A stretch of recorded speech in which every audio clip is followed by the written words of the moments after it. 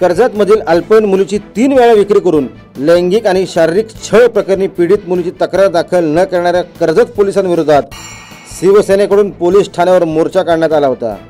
Karjat police स्टेशनचे police निरीक्षक मुल्ला यांनी तब्बल 15 दिवस गुन्हा दाखल न करून उलट अल्पवयीन मुलीला पोलीस ठाण्यात मारहाण केल्याने पोलीस निरीक्षकाकडून गुन्हा दाखल करण्याची मागणी शिवसेनेचे जिल्हा प्रमुख यांनी निवेदनाद्वारे केली आहे।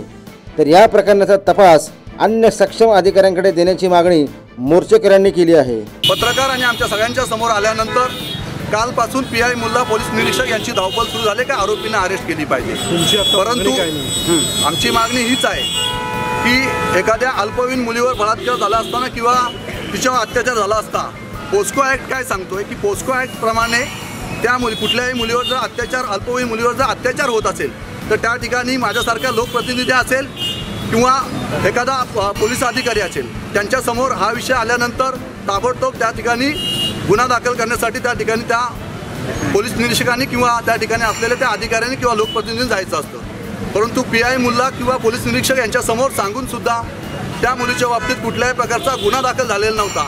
म्हणून त्या गोष्टीसाठी पोस्को ॲक्टनुसार ज्या गुन्हेगार याला ज्या अधिकाऱ्याला ह्या घटनेची कल्पना होती त्या अधिकाऱ्याने जर हा गुन्हा दाखल केलेला नसेल तर त्याच अधिकाऱ्यावर पोस्को ॲक्टनुसार गुन्हा दाखल झाला पाहिजे अशी आमची शिवसेनेची मागणी आहे।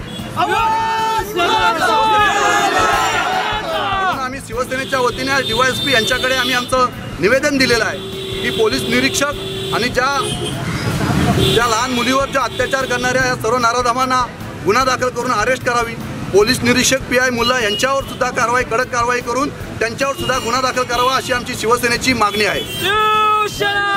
पोलीस निरीक्षक या गँगरेप प्रकरणी गंभीर नसल्याचे समोर आल्याने एकूणच पोलिसांच्या भूमिकेवर संशय निर्माण झाला आहे। तर याबाबत DYSP यांना माध्यमाने विचारले असता कॅमेऱ्यासमोर बोलण्यास स्पष्ट नकार दिल्याने कर्जतच्या गँगरेप घटनेचे आरोपी अजून मोकाटच आहेत। कर्जत पोलिसांच्या तपासावर प्रश्नचिन्ह निर्माण झाले आहे।